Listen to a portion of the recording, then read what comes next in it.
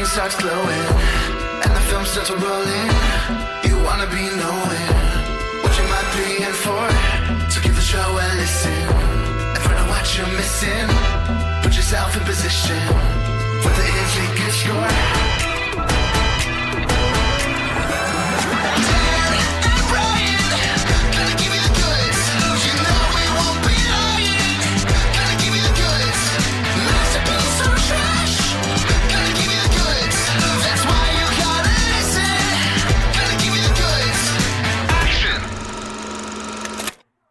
Hey listeners, welcome to the 222nd episode of The Goods, a film podcast that's triple twos. 222th. Something like that. Brian, we just wrapped up a theme month prior to this week. Max-a-month, min-a-month. That's right. I guess that's what we ended up calling it. Essentially, yeah. Big and small effects, as we talked about last week. There's certainly other possibilities we could have watched in that topic, subgenre. But it's good to change it up now and then. And now we're finally free. We can watch anything we want. And so what did you want to watch, Dan? So I wanted to watch a movie that I've been meaning to bring to the pod since I first saw it, because I thought, A, you would like it, Brian, and B, I don't know, it's just unusual. And I discovered it during what I look back semi-fondly on as my Thanksgiving. It was just an insane week for me. I'll remind listeners, it was in 2022. I think it was me, picked The Money Pit. And the reason I picked it is because I was about to move to a new house. I sold my old house, bought a new house. Very exciting time for me. It's the house we're planning to live in for many, many years to come.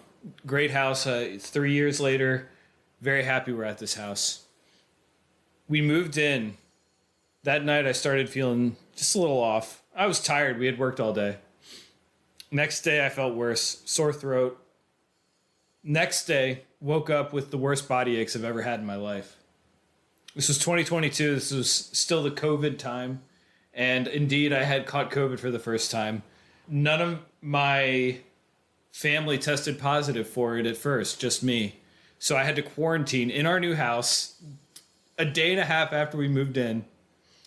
A small room, actually the room I'm in right now, Brian, that ended up being my office. We had stashed a bunch of boxes. I got a mattress, like a twin-size mattress. Threw it on the floor there, and for 2 days, I was in a room by myself. Well, what do you do when you're in a room by yourself? Play video games or watch movies. And I was like, I'm going to make the most of this time. Well, the theme of the week then was Tom Hanks, and I counted, it was like 25 or something Tom Hanks movies that I hadn't seen. Maybe it was like 30. So I had seen a little less than half. And I was like, you know what? You're up 16 hours a day, maybe less if you're sick. Just hit play. Just go through them. And so over the course of the next 4 days, I watched every single Tom Hanks movie I hadn't seen. I have now seen every single Tom Hanks movie. It's possible there's a new one this year. I don't keep up super duper fastidiously, but if I catch wind of one, I try to see it. So I think it's at 58 or something like that. And I counted if he has a non-cameo role, which almost always means a leading role. There's only 2 or 3 movies where he has a role you would call non-cameo, but also not one of the 2 leads. And this movie that we're going to discuss today was one of what I would call 3 big surprises during Thanksgivings. 3 movies that just either weren't really on my radar or I didn't quite know what to expect, that I really fell in love with. The other 2 I'll probably pick for the pod at some point. But this is the 1989 genre hybrid film directed by Joe Dante, starring Tom Hanks, entitled The Burbs. So Brian, The Burbs, had you seen it before this week? This was new to me. I remember you coming out of your crazy week of movie watching and hyping it up. That was probably the most extreme example to date where, listeners, we get assigned something to watch for the week, and then often Dan goes above and beyond. But that was the time when I think he wanted to talk top 5 Tom Hanks movies. I said, well, of what I've seen, here's what I think. And then Dan drops, well, I've seen all of them. and like just now. Yeah. So I want a little extra then. But yeah, this was the Burbs. So there's a lot of ways you can kind of talk your way into the Burbs. And I just want to say that this is one you don't hear about, which I think is essentially what you were saying. This wasn't even on my radar. So I watched it 2 times this week. Once with my wife, once by myself. When I watched it by myself, I watched it with the commentary. So it's actually not by the director, but it's by the writer. And one thing he did is he described this as a cult hit, in that it has endured with a handful of passionate fans, but isn't like one of the most famous movies of the 80s. And I would say that seems to be right. I think a lot of people know what the Burbs is, but not all that many people have seen it. I don't know. I could be wrong. And this screenwriter, name of Dana Olson, I'm looking at their filmography, the things they've worked on. Oh, I was gonna trivia you on this one, Brian. His 2 biggest movies ever. The other one we've talked about on the goods as well, and I assume you just saw that credit. Yes, well, I looked this up earlier this week because this is a writerly movie in some ways.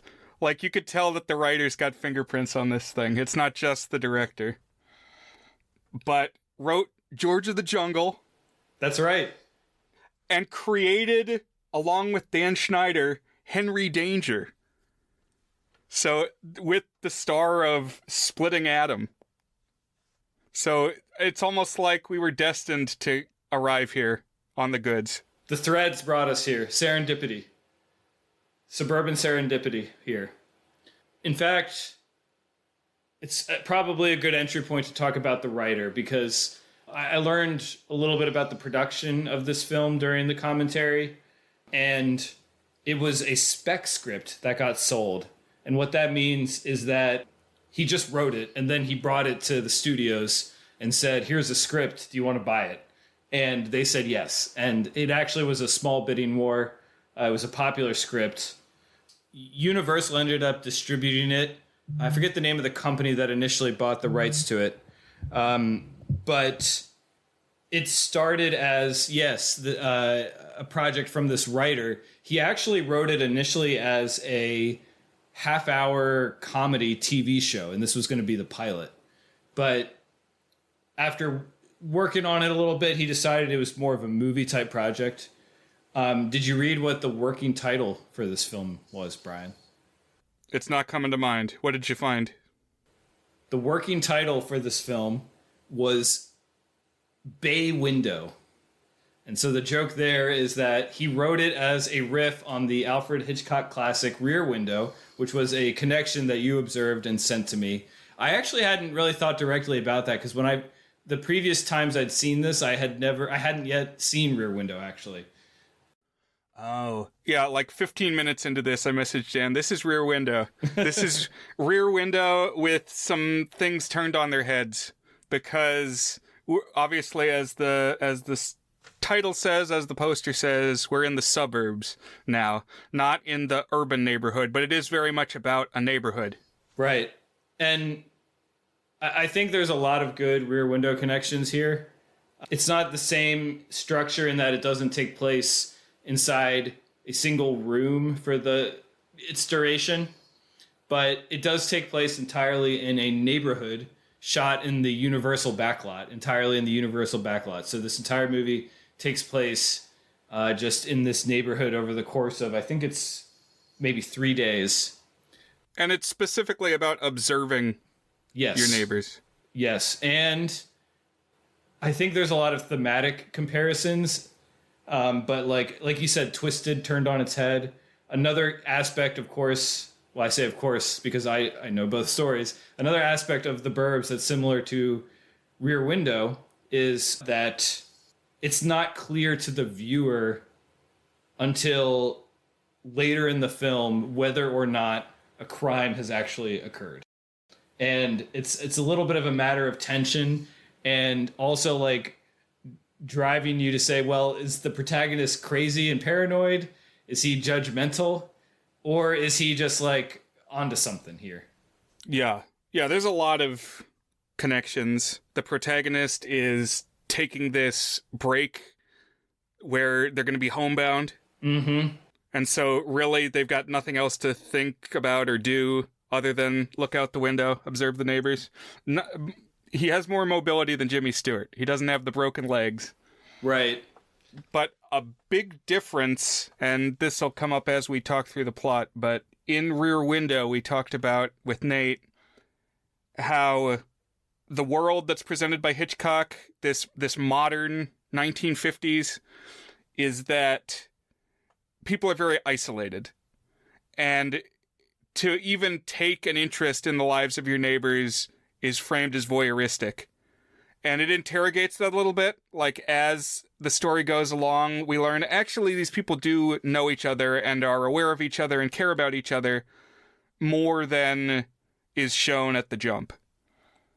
But here in the Burbs, it's almost the opposite of that. It's that all the people who have lived in this neighborhood do know each other very well and associate frequently. And then once a new element is introduced, a new person comes into the neighborhood, that's who they're suspicious of. Well said. I completely agree. It's much less atomized. So the name The Burbs of the film, it was going to be Bay Window, but apparently Universal really didn't like that title because they thought people wouldn't get it. They're like, what? So Bay Window is like a fancy window you buy in like a nice suburban house. It's got one giant pane. And so, yeah, obviously just a bit of wordplay there, but everybody's like, well, Bay Window, so it takes place in San Francisco? Is that what's going on? Why is it a window? And I don't know. I'm a little mixed on whether they made the right choice on the title. But I actually do kind of like The Burbs for like a twisted way. And this kind of leads into one of my thesis statements about this film. And that thesis statement is that this movie always has a chaotic twist that you might even call ironic. It's not always ironic, but pretty much every layer of its design has some askew twist that's not what you would initially guess right at the outset, or even like as it's building towards it. Characters end up being framed differently than you think. Themes end up being not exactly what you think. And so I like the idea that it sounds like it's going to be a riff on the Tippi Hedren film, The Birds, The Burbs, The Birds, but in fact, it's a Rear Window movie. And so the fact that it like has this sort of, it sounds like it's connected to a specific Hitchcock movie, but actually, once you start looking at it, it's very much a different Hitchcock movie. You get a whole lot of that experience. You're like, oh, this is actually saying one thing, but wait, no, it's really kind of saying the other thing and turning it on its head in that way, which is maybe a half-baked idea, but it's the idea I came up with as I was thinking about this film and getting ready for this episode, Brian. So this film was directed by Joe Dante. Probably Dante's most famous film is Gremlins. He's made a few films you would probably recognize by name, or maybe not.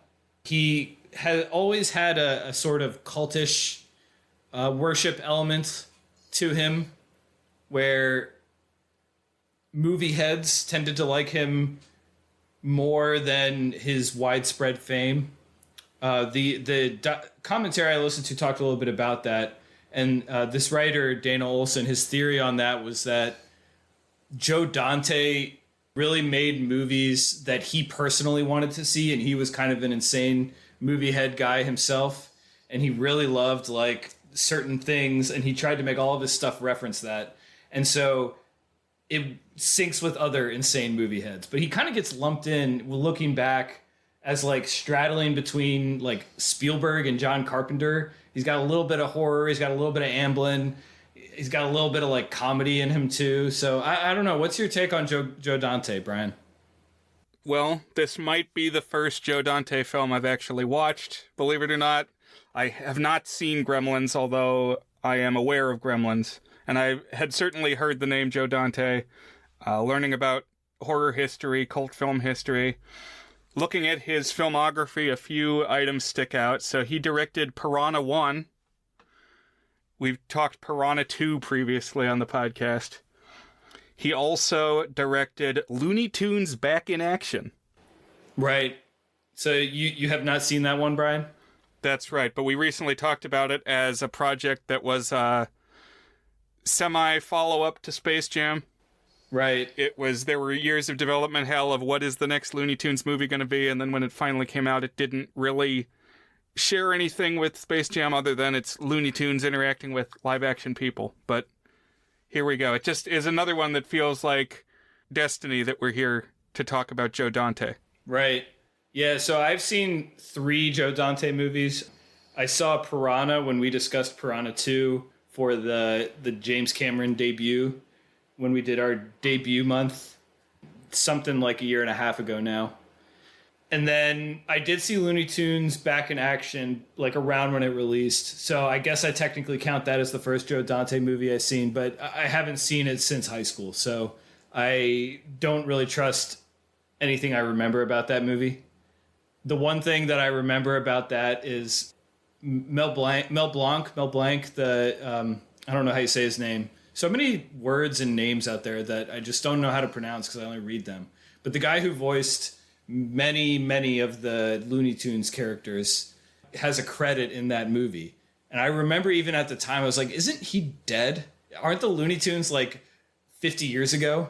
And the answer is yes, but they took audio footage of him and like made it the sound effects for one of the cartoon cars in that movie or something like that. And I was thinking, oh, that's kind of a cool touch that shows that they loved the actual Looney Tunes at the time. So I bet if I went back and looked at that, I would find a lot to appreciate in that film, because I too like the Looney Tunes, not as much as some people in the movie circles I follow. One film critic named Tim Brayton, who is connected to the alternate ending community. He's the main critic on the website Alternate Ending and hosts some of its podcasts. He's doing on Letterboxd a review of a Looney Tunes movie a day. I might have mentioned this. And there's like 1,000 of them. So it's like a 4-year project, or 3-year project, I guess. And I think he's well more than halfway into it at this point. But so there are people out there who are really into the Looney Tunes. But I watched them a lot growing up and love them. But I do see Looney Tunes energy in the Burbs a little bit. I think it's got some of that cartoon mayhem to it.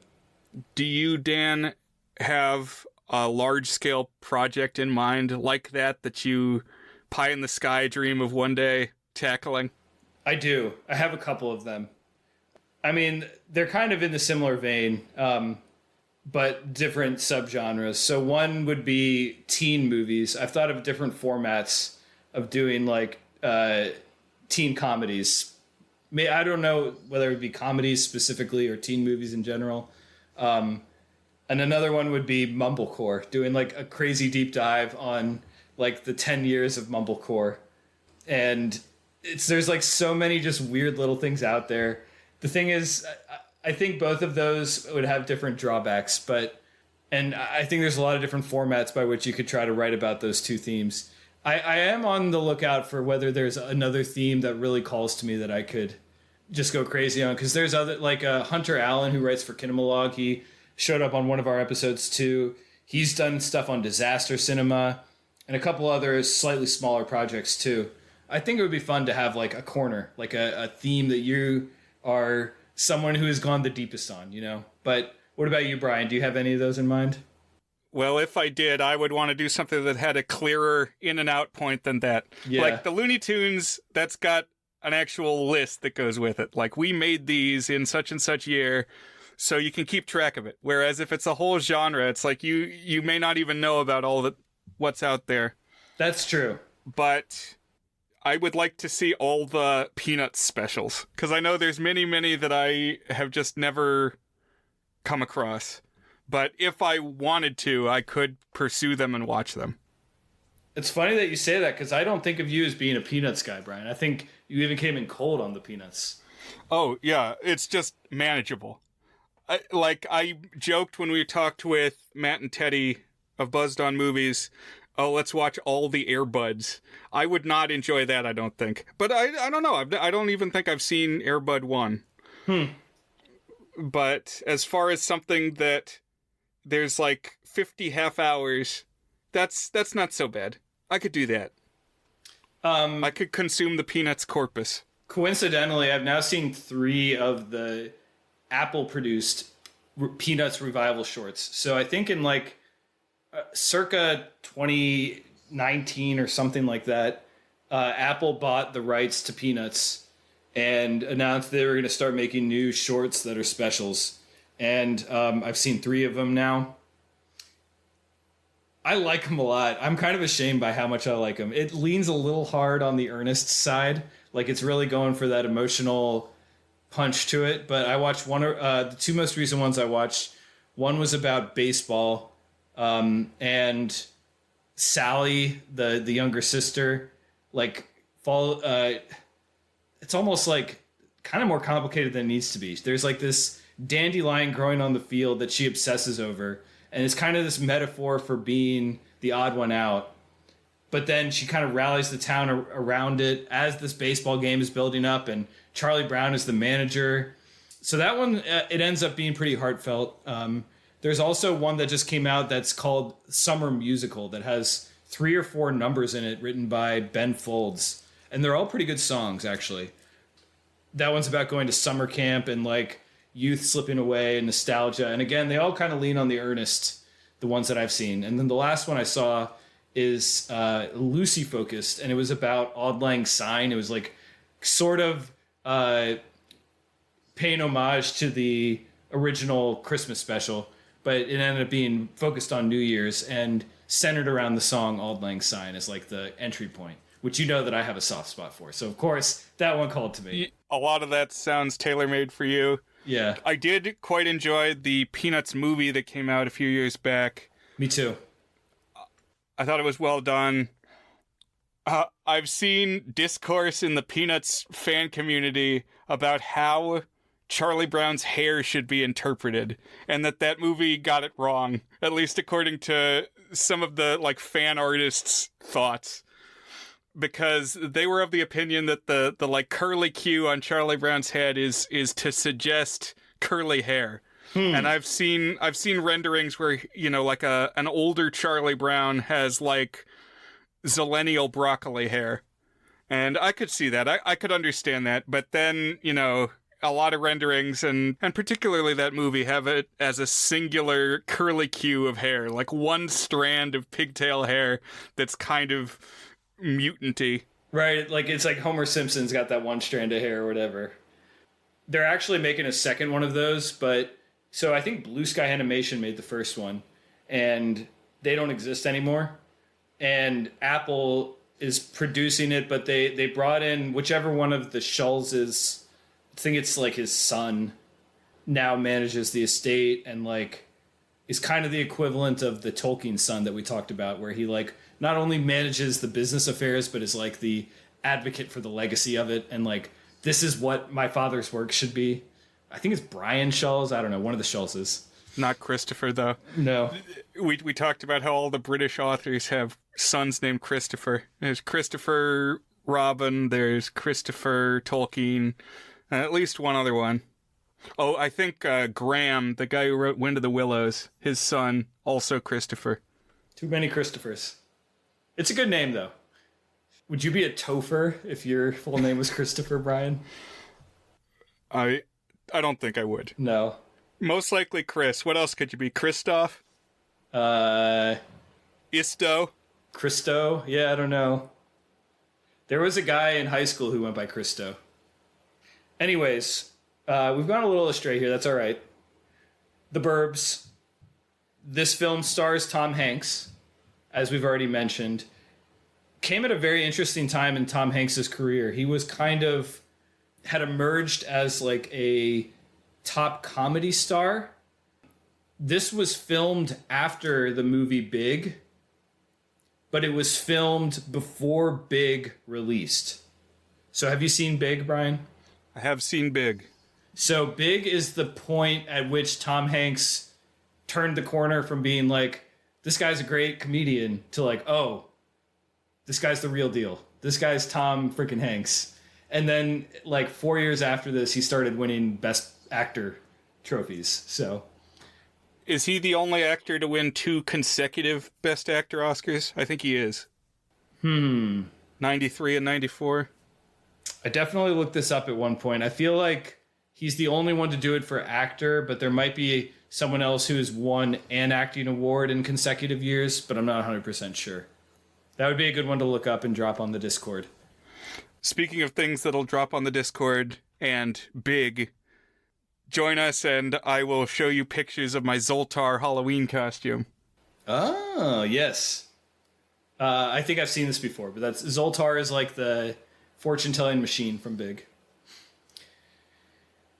All right, so the Burbs, it does capture Tom Hanks more in comedy mode. So he has a little bit of a dramatic arc. The writer, Dana Olson, said when he turned this into a movie and rewrote major portions of it from when it was like a pilot script, he said he had in mind Bill Murray. But he said, I say that as if that means anything, but literally anyone who was writing comedies in the 80s was writing their leading man with Bill Murray in mind. And he said when he heard Tom Hanks was cast, he was over the moon. He thought it was a terrific casting for the lead. And the order was they sold it. He sold the script. Joe Dante was attached. And then Tom Hanks was attached. And since he was one of the hottest names in Hollywood, all of a sudden everyone was very interested in the project. And they got a little more budget. They got more people, bigger pick from the cast. And apparently, like, everyone agreed on all the castings. And the casting came together really fast, except for the character of Art, who is the one described as fat. I want to talk about Art because I have thoughts on this casting performance. So I watched this with my dad, and he kept saying about Art, why isn't this John Candy? This should be John Candy. Well, your dad took exactly my take, which is that this movie is like 10% worse because of the casting of Art. In the commentary, and then also if you read the reviews on Letterboxd, there's a lot of like, man, I can't believe that guy who played Art. And let me get his name here, because it's a name you're probably not going to know. It is Rick Ducommun. Ducommun. How come he didn't appear in more stuff? He's so funny in this. I actually really liked his performance. I thought he was pretty funny. Oh, you did? Of course, I can't say. John Candy, of course, is a star, is a classic. Who's to say it wouldn't be better with him in the role? But I kind of feel the way I felt about Stuart Pankin in Honey, I Shrunk the Kids 3, where it's like this guy came to play. It's like this is his one and only moment where he's in this big a role, and I thought he carried it. So he ended up not having much of an acting career. He was a stand-up comedian. Apparently he kept doing stand-up comedy after he retired from acting.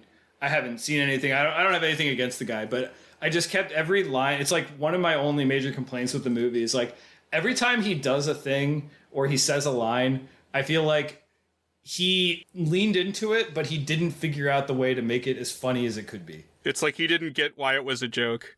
Or like he didn't find the right like little touch or like, I don't know, just way to say it in a way that if John Candy was saying those words, he would say it differently and he would say it funnier. I don't know how he would say it. I'm not sure Candy would have been up for all the physical comedy in this. He was a bigger fella. I mean, honestly, this guy, Rick Ducommun, he looks kind of like Candy, but he's a little thinner than Candy. He's like more of like a stocky, muscular build, but he's the kind of like quote unquote 80s fat that you see in movies, which is to say average American. Yeah, back before everyone in America was obese. But I liked that he's always eating. One of the gags of this character is that he's always looking for food, and so he joins them in the morning, the Tom Hanks family. "Oh, you having breakfast?" And he like keeps eating the whole movie from the moment that he's introduced, but especially that breakfast scene. It made me hungry. It's like he's making that food look good. Yeah, he was enjoying eating that food. I will say that is not the best eating scene of the movie, though, Brian. And we can get to that one. But the movie opens with the Universal logo, and it's the classic Universal logo, which I guess is pretty much the same as the new one, except it's like completely 2D flat. And then we get kind of like a primitive computer animation zoom in on the planet down to like a generic suburb in the United States. This was really cool. The way that it was one continuous movement down to the micro level from outer space, and it kind of broke the fourth wall a little bit and let you in on that it was going to be kind of interrogating tropes, pushing the boundaries of genres. Now it zooms in on like the Michigan area. If I just eyeballing it, I'm not like a geography master. Yeah, it's the Midwest. But apparently, according to the commentary, people seem to accept that this was a California suburb. But it was designed to be like in every suburb. So, like it could have been Atlantic area, like where you and I live, Brian. Like, I feel like this looks like, the houses are kind of big and spaced out, but it looks like a suburb. Yeah, I feel like this happens in a lot of movies where they say any town USA, but of course, because they make movies in California, it ends up being California. Like, where was Halloween filmed? I know it's supposed to be Illinois, but it was probably filmed in California, right? I don't actually know, but that would be a good example, yeah. I'm like 90% sure it wasn't filmed in Illinois. Like, they carted in the fall leaves to scatter around. One thing, though, a lot of California houses, because I have family in California, I've been to California quite a few times, they have a lot of, like, ranch houses where it's just one story. So I would think of a California neighborhood, or like if you watch Breaking Bad, which is in New Mexico, they've also got a lot of these Western one-story ranch houses. But, like the suburbs around us, your house, 2 stories is the norm. And a cellar, 2 stories and or basement. Here they call it a cellar, I think. Yeah, and usually an attic of some kind as well. But yeah, these houses are pretty vertical. They're not townhouses, but they definitely have like psycho house vibe where you're kind of like, you look at it and you have to like tilt your head up to see the whole house for sure. 2 stories. I also like the zoom in at the beginning because this is like also a Hitchcock type thing. He liked to toy around with this. In particular, in the film Psycho, it opens on like a city, and it looks like you're just kind of looking at the city. But then I think, maybe even without cutting, it zooms in on a specific apartment window. And that's where you see the person who will be the protagonist for half of Psycho. And so Hitchcock was playing with this idea of like, we all have dark secrets. Let's go look at one. It's also kind of like the end of Raiders of the Lost Ark. Like there's all these stories out there. We just looked at one of them right now. Psycho is really good. Not a hot take. Also, obviously, some connections between Psycho and Halloween. Yeah. I think there's even a little bit of Psycho in the Burbs, too. Yeah, Psycho, masterpiece. And I have a long review drafted of it that I hope to get out in the next month or so. I just dropped a long review that I've been working on for weeks and weeks today, which was about the 1924 Thief of Baghdad, which I've name dropped several times on this pod over the past couple months, which I really, really liked, starring Douglas Fairbanks. But when we zoom in, we see a man outside, and this is Tom Hanks, and he is the protagonist of the film The Burbs, and his character's name is Ray Peterson. He is, again, like kind of a generic white-collar working dad. He has a son. The son, we don't end up seeing too much. He ends up not playing that much a role in it. In the commentary, there was some back and forth that Hanks apparently didn't want to be like seen as a dad figure yet in his like movie star arc. So he petitioned to like trim back content focusing on him as a dad and have it just be more of him just being an ordinary guy. The writer said maybe that was true. He doesn't remember that, but like if that was true, that was agreed in pre-production. It wasn't like a tussle type thing. That's funny. I was reading about recently that Danny Glover, what's the action film with Danny Glover? Lethal Weapon? Lethal Weapon. That in the first Lethal Weapon, he has the line, "I'm getting too old for this." But that when he said that line, he was only like 41, but the character he was playing was supposed to be like 50. But that perhaps because of that energy, that sentiment, he was typecast as being a certain age, and that cut him off from other possibilities of roles that he could play. Oh, wow. I mean, it's a stereotype that attractive black men, you can't tell whether they're 25 or 55, you know? Right. They say black don't crack. And I can definitely see that being a problem for Danny Glover, because I imagine him as like, yeah, a 50-year-old guy, you know? So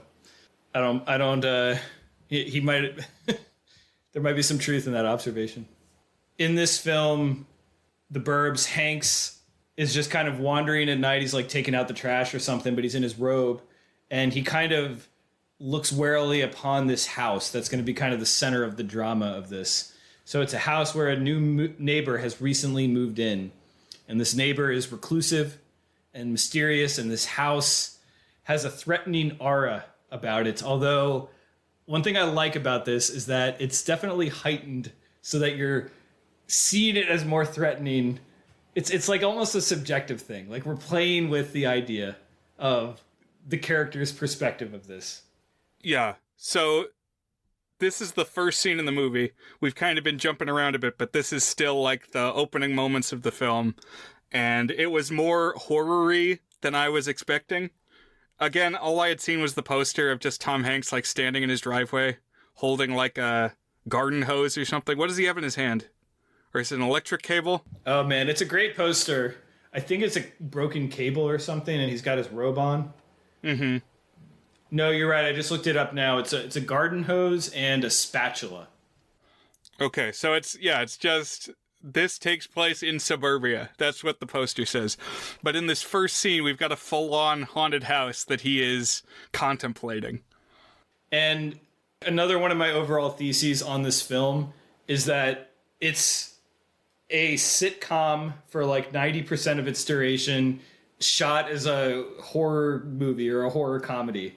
And you get that in everything from like Joe Dante's direction style, the over-the-top production and lighting, and also the score. I don't know if this is like a good score in the sense that I would like want to hit play and listen to it, but it's like a very playful score by Danny Elfman, and it's like leaning on a lot of familiar tropes and moods and like stingers to make it feel like a horror movie and stuff.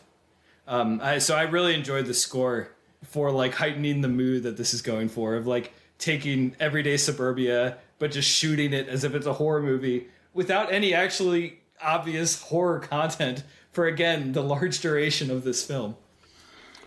This is probably something to bring up later, but we can continue to talk about it as we go. Dan, have you read much about the Satanic Panic? So I've seen the other Tom Hanks movie related to Satanic Panic with Dungeons and Dragons. Yeah, Mazes and Monsters. And I know the broad outlines, but what are you going to tell us about Satanic Panic, Brian? Okay, so this is one of my favorite Wikipedia articles to go and revisit, but in the 80s, especially like the later 80s and into the early 90s, there was this kind of mass hysteria event, particularly in the US, I'm sure in other parts of the Western world, but there was this fear of what's called satanic ritual abuse, which this goes back just centuries. Things like the blood libel conspiracy theory that, oh, there's these sacrifices being perpetrated by the elite. You know, it's kind of the same thing as QAnon, but the Satanic Panic was one specific interpretation of it that kind of captured parts of the cultural imagination at this time, this 80s, 90s window. Like when the X-Files started, one of the first episodes is about, oh, there's satanic stuff going on. Or like 1989, UHF, there's a scene where Weird Al has a Jerry Springer talk show, and it's just this like 10-second little promo. He blows the lid off Satanism. So this was just something that people were afraid of right in this window in time, especially. It bubbled to the surface that under the veneer of modern civilization, there are these cult cells that are sacrificing people. And, like, it's really interesting if you read the Wikipedia articles. Lots of blue links you can click and read about cases, court cases where things were investigated, and really none of it, at least as far as has been discerned, was real. But like the Salem witch trials, there are just things that can cause the puritanical American mind to panic. Right. So you're connecting that to this film? Oh yeah, this is Rear Window, but about the Satanic Panic. So one thing I'll say kind of in that spirit is I would call this movie a satire pretty much point blank. Like, I don't even think that's really controversial. I think it's also excellent satire. Satire is hard. It's one of those things, like, if it's good, it's good. And if the movie's bad, it's like, you know how sometimes, like, a bad horror movie, people like, oh, I like bad horror movies. Nobody likes bad satires. Like, bad satire is just bad, And so it's almost like to call something good satires, it's almost like a reflexive. Like, you're essentially just saying it's a good movie that has satirical elements, Yeah. Dan has kind of expressed a mix of feelings towards satire over the history of the podcast, or just that you enjoy it. The degree to which you enjoy it varies.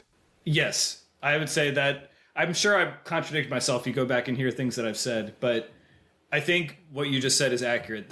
Sometimes I like it, sometimes I don't, I do like it here.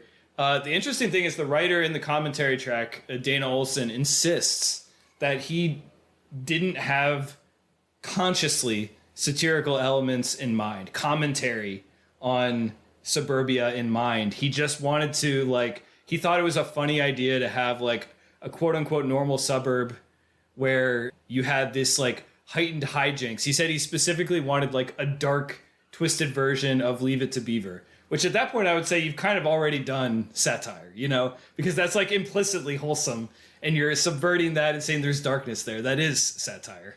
I feel like the rant that Tom Hanks gives at the end of the movie kind of belies that, but yes, I did enjoy it. I think there's a lot here to dig into. A lot of meat on that bone, as Teddy said. Great line. I really liked that line. I almost overwrote our episode title to make that the episode title of our No Mobile episode. So we get this shot that kind of just lays out, it doesn't even tell you what's going on, but it lays out the mood. This horror inflected, someone looking at this old haunted house being Tom Hanks, but he's seems to be the normal guy.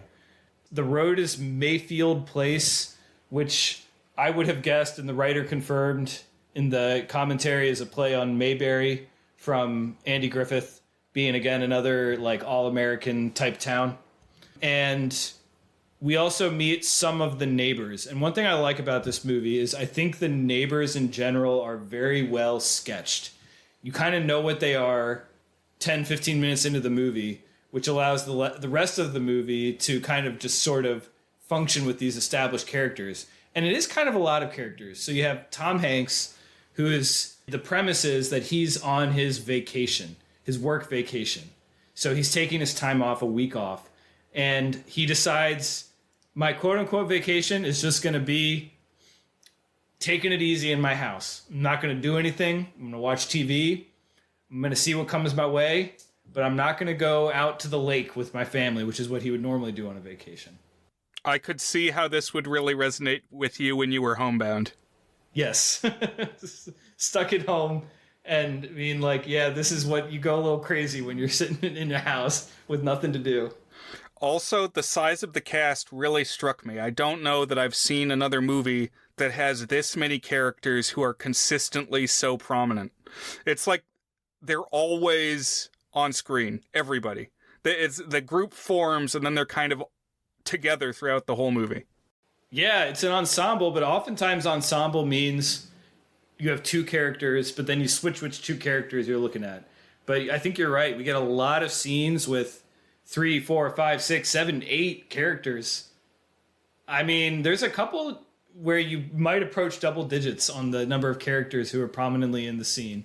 Yeah, there's like a dinner party, or not even exactly a dinner party. It's like a home invasion, It's but a funny scene. that's colloquial. Rey's wife is played by Carrie Fisher, a.k.a. Princess Leia. One of not too many movies I've seen with prominent Carrie Fisher role outside of Star Wars, the Star Warses. I think she's also in Hannah and Her Sisters, or some Woody Allen movie that I liked. But how much have you seen of her outside of the Star Wars movies, Brian? Not much. I feel like there is at least one movie where she was prominent. I know she makes a cameo in Hook, but not much. But I feel like that's common of other Star Wars actors, at least Mark Hamill. Yeah. Like, not a lot where you saw him on camera. He has made a niche for himself as a voice actor. But pretty much the exception to that is Harrison Ford, obviously. But he was already a name even before Star Wars. Right, exactly. Alec Guinness, of course, too, but that's not even exactly the same. And the first time I watched this movie, I kind of thought, the Carrie Fisher character, she's a nag. She's the nag wife. She's kind of a downer. But I don't think that's fair on rewatch. I think she is positioned as the level-headed one. The one who's going to, like, keep Rey grounded throughout the film. And that ends up being, like, you're an idiot, stop doing idiot things, be a normal person, which kind of carries as a nag. But, yeah. Yeah, my thought was they gave Tom Hanks opportunities to do his shtick, which at this moment in time was considered to be, okay, you're going to get really upset and yell now. Like, that we saw that in Money Pit, where he, like, kind of flies off the handle and has his crazy laugh and is just, like, unhinged. And there are times, or maybe it's the comic potential is in you can be a normal guy and then you can go really wacky and angry and, like, just lose all control. Right. And there were moments that it's almost like they wrote in the script, he does his thing here. And then it was beyond that, it was kind of improvised. Like, there was at least one scene where he's arguing with Carrie Fisher that just seemed like the lines were improvised, but the direction was, okay, you're going to build to a froth here. I completely agree. There were, like, specific lines. I've watched a lot of Tom Hanks interviews. I've read more than half of Tom Hanks's book. Did you get that for me, Brian, the Tom Hanks book? Or did someone else get that for me? I got you, like, a book that Tom Hanks wrote, yes, I think. Exactly, yeah. And then he also wrote That Thing You Do, which I've seen 100,000 times. And there were lines in there where I was like, that is a Tom Hanks improvisation. He said that in exactly the way that Tom Hanks would say it. Like, there's a line where he talks about sitting and watching the ball game and drinking 100 beers. And I was like, that's a Tom Hanks line, 100%. Lock it in, bring it to the bank, give me whatever odds you want. I'm betting on that being a Tom Hanks improvisation. But I think you're spot on with that. And he is really good at losing his cool. Like, he could have made a career out of just doing his thing, the way that Chevy Chase made a career out of, I'm going to be the asshole who thinks he's cooler than everyone, you know? And, like, that was all, Chevy Chase never went beyond that. I mean, maybe he did in one movie that I haven't seen or something, and I'm sure he's challenged himself. But, like, no, that's what the Chevy Chase is, you know? Tom Hanks could have been the guy who got mad and yelled at things. He would have been a great comedy actor. Obviously, we were blessed with a much richer career than that. But it was, I think you're right, a shtick of sorts. Other characters, so this character Art, who we already talked a little bit about, my opinion, uneven casting, debatable, seems to be divisive. And yes, we meet him, he shows up, he like keeps showing up. He just like, he's like, all right, I'm here. Hey, how you doing, Tom Hanks? And the first one of these is he comes when he's eating breakfast, still in his robe, and he eats Tom Hanks's breakfast. And it's a pretty funny introduction, I'll say. And it's like he just keeps taking more of the coffee, and then he goes into the fridge, and there's like leftover spare ribs in there. Like pulling stuff I was out. laughing. I thought it was funny. So I would say the first genre of this movie is comedy. It's not just a comedy. Like I'm going to go watch a comedy and you look at this, it's not going to be what you expect. It's not like a pure 80s comedy. But I still think that's the first descriptor because it's a really funny movie. There's a lot of funny moments, funny gags, funny lines. And yeah, like just stuff like that, like casually him opening his neighbor's fridge and pulling out like a jug of milk that he's pouring for himself or whatever it is he grabs in there. I thought that was very good. And I think it kind of happens fast. It's like a throwaway and then it comes back at the end. We don't see his wife at all, Art's wife, but I think we hear that she's like out of town or something like that. Yeah, I'm glad you mentioned that because for most of the movie, I assumed he was the bachelor. I thought that was his type. And then, yeah, towards the end, the wife shows up. And then the other kind of, I don't want to say like the other main one, because there's really a few more that are worth mentioning, but I will say the next one, and very honestly, my favorite performance in the movie. I kind of went in thinking, obviously Tom Hanks steals the show, but I actually think Bruce Dern steals the show. And he plays a character named Mark Rumsfeld. And was Bruce Dern Laura Dern's father? So yeah, I think he's Laura Dern's father. Let me look this up to confirm. Yes. He had 2 kids, including Laura Dern. That's what this says on Wikipedia. Children. 2, including Laura Dern. Sorry for the other kid, whoever that is. Man, that's got Major Gilligan's Island and the rest energy. It's like there's only 2 other people. You named 5. Why can't you name the other 2? Because it doesn't fit the rhyme scheme. I really like Bruce Dern. Bruce Dern, great actor.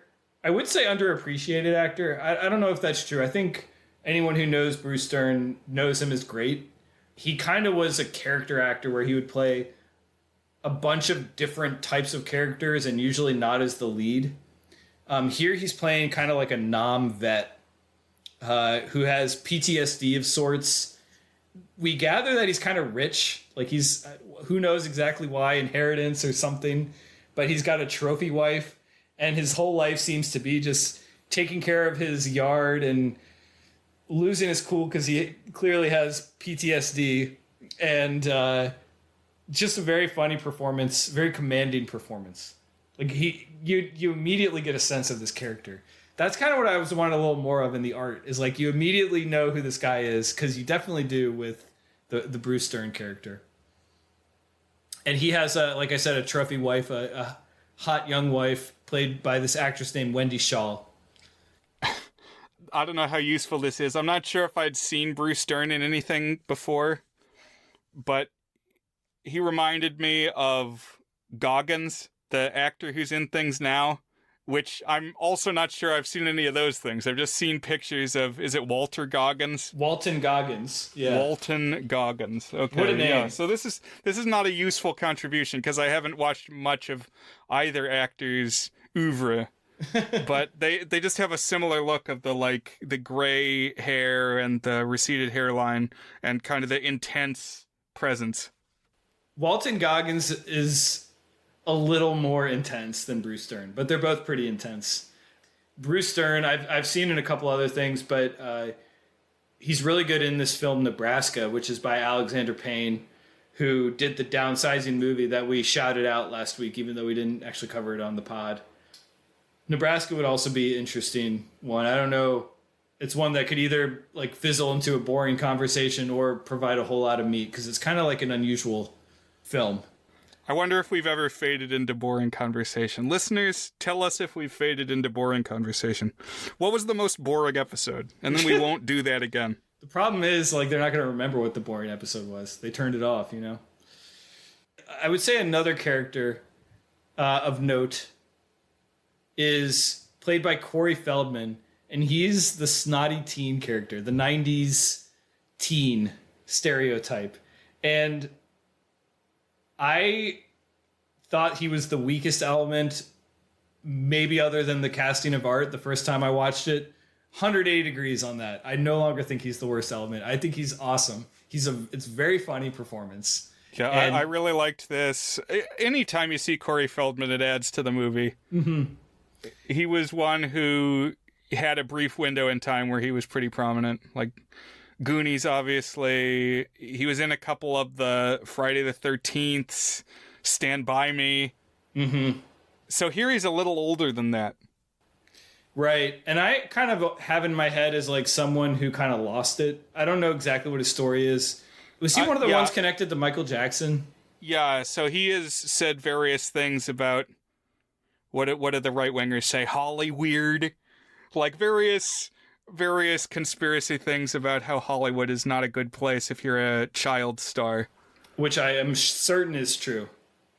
I like to believe we're getting better, but yeah. I also feel like he's got kind of a similar presence to Crispin Glover in some ways. Not as crazy as Crispin Glover. I think Crispin Glover showed up in one of the Friday the 13th. He's my favorite supporting character in any Friday the 13th. He's in Friday the 13th 4, and he's this character who his thing is that his girlfriend broke up with him because he's bad in bed. And so he's moping around because he's a quote-unquote dead fuck, which is a good summary of like the themes of a slasher. There's death and there's sex and they're intermingled. And then he gets killed, of course, by, which one is that? Jason? I always get the names mixed up. But he has a terrific presence in that one. I really like him in Friday the 13th 4. One interesting thing about the Corey Feldman character, this teen, and he has a name, I think it's Ricky, yeah, is that he is this very interesting thematic element in the film because he is kind of above all of it, but he's deeply fascinated by it too. And so he's kind of like a viewer proxy, and he's at once skewering the audience, but also is the audience, and is also like heightening everything else that's going on because he like is pointing out that everybody's being silly and over the top, but that also kind of undercuts it. It's kind of what I was talking about how like this movie kind of has these sort of swerves in theme. And to me, that's kind of epitomized by this Corey Feldman character in some ways. Right. He's an observer who's happy to stay as an observer. Yeah. Doesn't have to get to the bottom of everything because he'll just sit back and watch. But it's also like this cruel joke to him too. Like it's like, oh, you guys got to come see this. This is where the good stuff starts. And he like sits down on a chair and like just watches people stewing. Tom Hanks and Bruce Stern and everybody just like going crazier and crazier day by day. It reminded me of the little kid in The Incredibles where Mr. Incredible says, "What are you waiting for?" And he says, "I don't know. Something amazing, I guess." Right. Another key one who doesn't get a lot of screen time but ends up being important for driving the plot is there's this older guy with a toupee. I think his name is Walter. We only see him a little bit, but he like I said, kicks off the plot in some ways.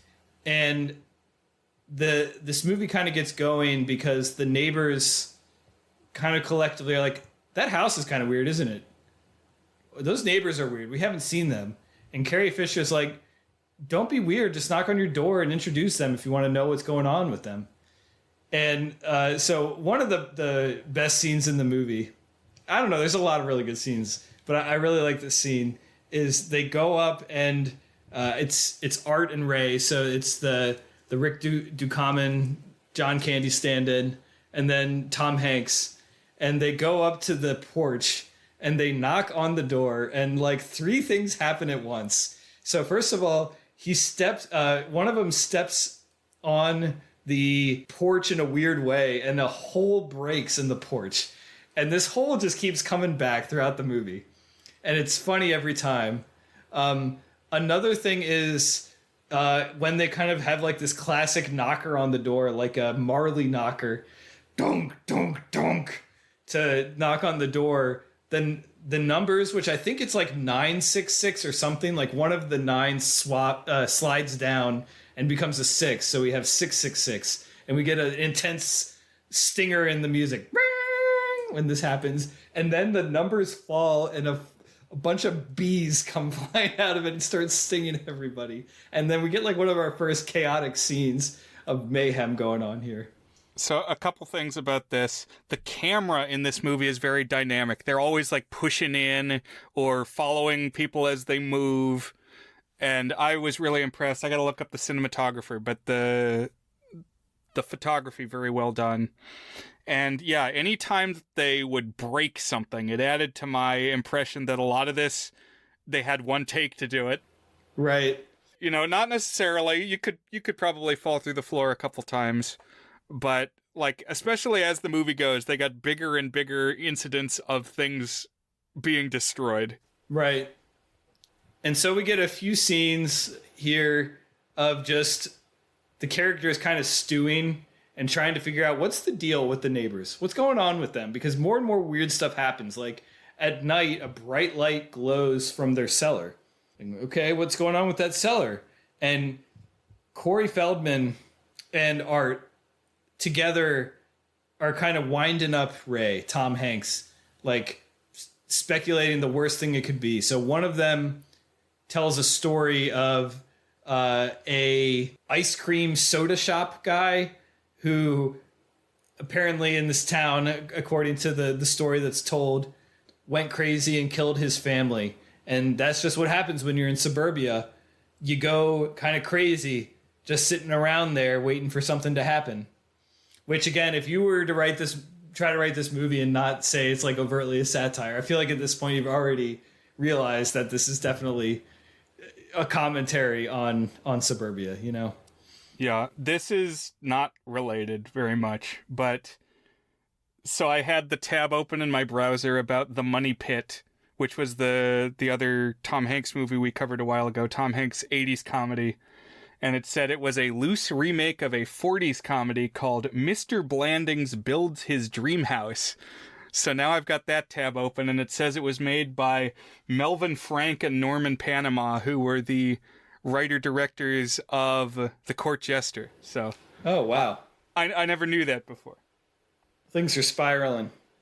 The webs connecting.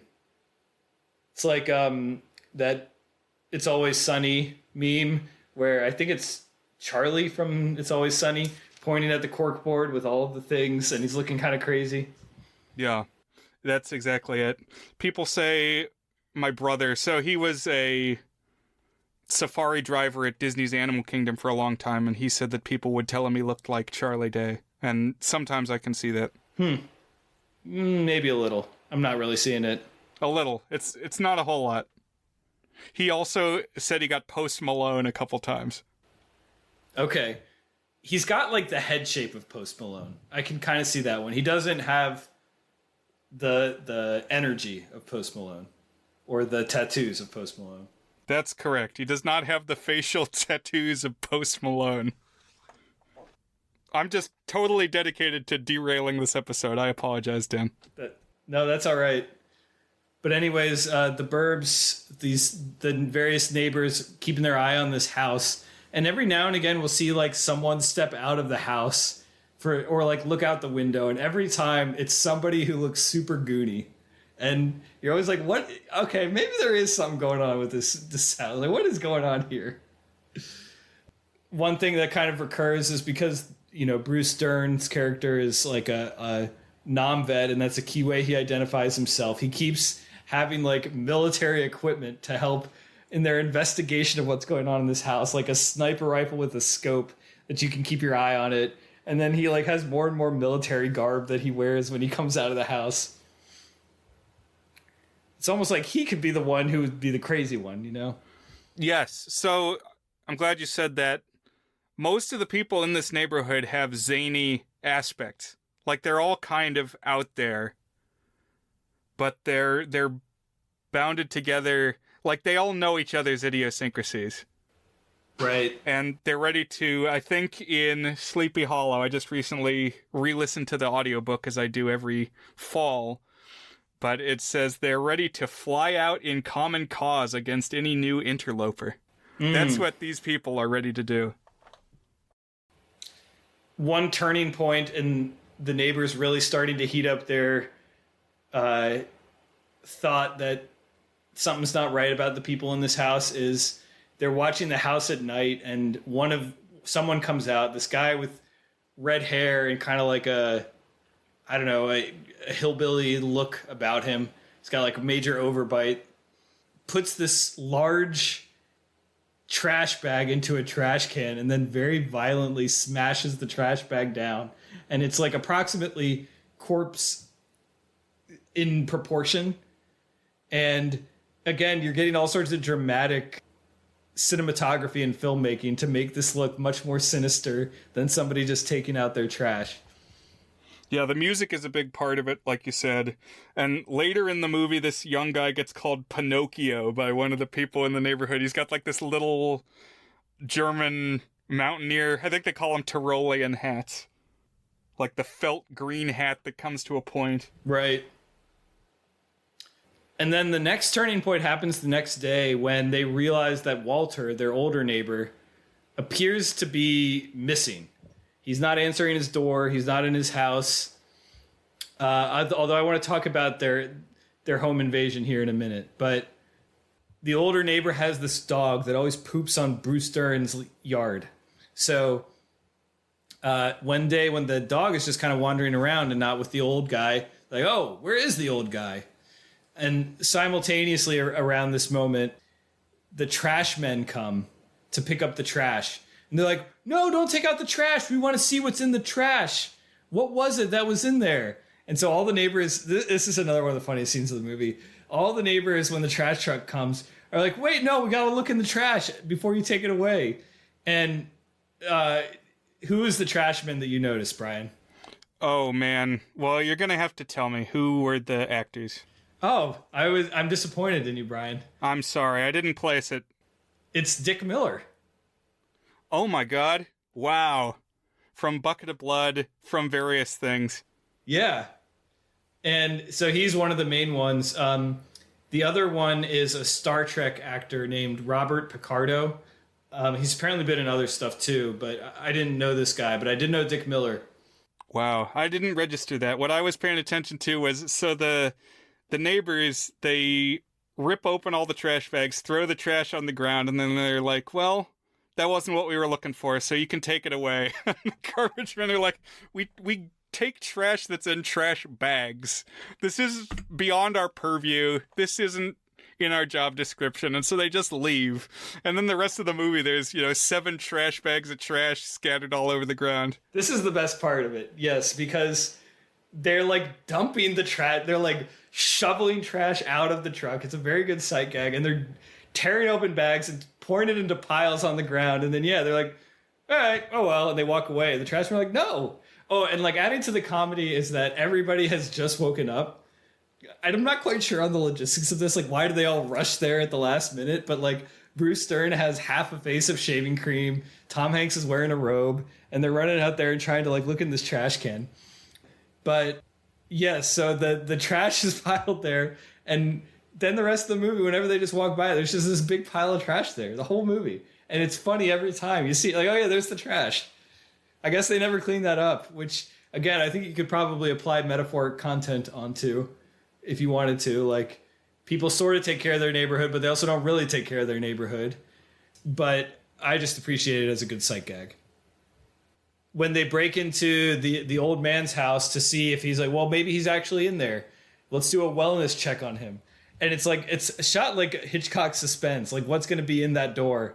What's going to be there? And then a great moment is Bruce Dern's young, hot trophy wife walks into the kitchen and she does a great Hitchcock blonde scream. Hands on her face, screeching at the top of her lungs. And you're like, uh-oh, we found the corpse. And then they walk in and everybody else starts laughing instead of gasping. And the thing that scared her is a toupee, like the toupee off the old man's head, like sitting there on the stove or something like that, looking like a rat or a monster or something. Yeah, it looks like a dead rat. Yeah. And this is another good moment. So suspicion is building for what's going on in this neighbor's house. And finally, Carrie Fisher steps in and is like, all right, this has gone too far. You guys are getting worked up. I know you went and tried to knock on the door to say hi to him earlier. Let's just actually properly do it now. We're going to bake brownies. We're just going to go say, hi, welcome to the neighborhood. And so this leads to an absolutely terrific confrontation. They go to the door. They knock on it. they walk inside, and it just completely goes wrong in every single way. So first thing is they step through the hole in the porch again. Second thing is they go inside, and it's like exactly the horrifying gothic mansion you would hope it'd be, or you would fear it would be, with like candelabras and cobwebs and just this horrible wallpaper and stuff. It's just, they're very awkwardly sitting there, and they meet the neighbors. So yes, there's the first neighbor, who's the younger guy who they call Pinocchio, who's looks like a dimwit, I guess. I don't know what phrase you would use. What's the acceptable term? Yeah. He's got this like scraggly beard and just these crazy eyes. Another character who we meet apparently he was another comedian who was known for like being a talk show guest type comedian. His name is Brother Theodore. So I didn't really know anything about him prior to this, but his character's name is Uncle Reuben, and he's also got this like weird jaw structure, but his is like the opposite. It's like an intense underbite. And so he's like jutting out his lower jaw, and he kind of talks through the side of his mouth. So you know where I had seen Brother Theodore before was he played Gollum in the Rankin Bass Lord of the Rings films. His credits also say he was in The Third Man, but I definitely would not have placed him in The Third Man. And then who's the last member of the family? So this is good because it's a great build-up and it's a great payoff. So they're like, oh, there's one other person, and he's working in the basement. Well, we know sinister stuff's in the basement. And then the door opens and he slowly walks upstairs, and it's shot with this incredible shadow work where you see the imposing, daunting figure of this monstrous creature, like he's Frankenstein's monster or something, coming up the stairs. And then he steps out, and he is not big and daunting. He is about 5'3", and it is a familiar face, Brian. That's right, Henry Gibson. Henry Gibson, who played the old leprechaun in the DCOM Luck of the Irish. And has a leprechaunish look about him. And he also voices Wilbur in Charlotte's Web, the animated one. And he is so funny in this. He plays like an evil mad scientist doctor to perfection. And says everything evilly. And apparently some of his like stream of conscious rambling he kind of improvised, according to the writer in the commentary track. And I thought this was a really funny performance by him. And so he like is like, oh, well, since you're our guests, here, come have, I don't even remember what it is that they're going to serve, but like they get him set up like they're going to give him tea. I think they give him a drink. Is it tea, Brian, or coffee? And there's like a whole bunch of candles lit. So this is giving me the satanic panic thing that you're talking about, because it's like lit by fire. Yeah, it's creepy. There's a dream sequence earlier on that Tom Hanks has, which I think is the peak of the satanic panic, because there's a scene where he's like reading up on, oh, what are people saying about the satanic panic? And then he has a nightmare that he's like strapped to a barbecue by Satanists in black robes. Right. And there's another thing kind of building up to this paranoia. Art and Ray are kind of talking about whether are we going crazy, or is this a real thing where our neighbors are evil? And this was the moment where I really felt like John Candy would have nailed it, because it just felt like it's a good back and forth, but it just felt like it needed a little bit of extra spice. Someone who could really keep up with Hanks was my opinion here. But Tom Hanks's, I think it's Hanks's dog, some dog in the neighborhood, brings this bone that the Art character, Ray Ducommun, identifies as a femur. And he talks about a femur, and it's kind of funny. It's like a human leg bone. And so now they're convinced that it's their old neighbor's body, his leg bone, that has been identified.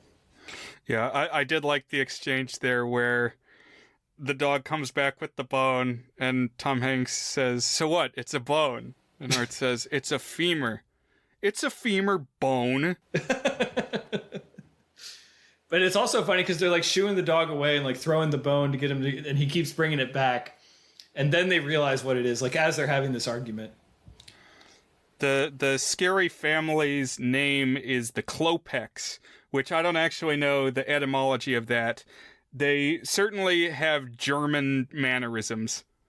Like, the young guy's got the little German mountain hat, and then when the doctor is finally introduced, he does the heel clicking thing that we saw in the German short New Year's film. Oh yeah, Dinner for One. That's right. One of the dinner guests does the Prussian toast thing where you click your heels. Skoll. So one thing I like to do when we're kind of in the middle of these recaps is like check in on what is the experience of this. And so one thing I like about the Burbs, I actually felt a little more muted on my most recent watch, but I really felt it the first couple times I watched. I do think it's there. It's what I call the 1980s anarchy, but I think in particular, I think of Return of the Living Dead, of just this slowly ratcheting, like, hysteria that just builds a little more at a time. And here it's almost like the pressure just builds like a little bit at a time, and so you're always further along than you were. It is always escalating, but it's also like just a little bit at a time. So there are kind of like meltdowns and fights and stuff, but like the way that our perception of the audience of like what the characters are, what the scenario is, and how far they might be willing to go just escalates a little bit moment to moment to moment. And so that's, I think, maybe just like broadly, structurally, what I most admire about this story is it has that Return of the Living Dead. You've talked, I forget the phrasing you use about how there's no turning back. It just gets crazier from scene to scene. There's not going to be a moment where like, oh, we're just back to normal now. It's like things are going to get pushed further and further and further as we go. That's right. There's no release valve. You're always climbing, always building. And Return of the Living Dead, still my favorite example of that. I just recently went and watched that on the big screen at the AFI Silver Center in Maryland. That was a good event. But I can certainly see what you're saying, and I felt some of that here too. And where it all leads to is they basically plan, they get convinced that murder is going on in the basement of this house. And they overhear in conversation while they're in the Klopek's house that they're going to be somewhere the next day. They're kind of going into town because the Henry Gibson character is like a reputable doctor. So they're going to where he's a doctor. And for whatever reason, all three of them are going to be going in there. I think they might like have a throwaway line for why this is. The important thing is that they're going to be out of the house, which gives space for Tom Hanks and all the neighbors to like do a heist into this house, to get into the basement, to see what's going on and try to find proof that there's actual murders going on here. And the Corey Feldman character is like sitting, inviting his friends over, ordering pizza to like watch them do this.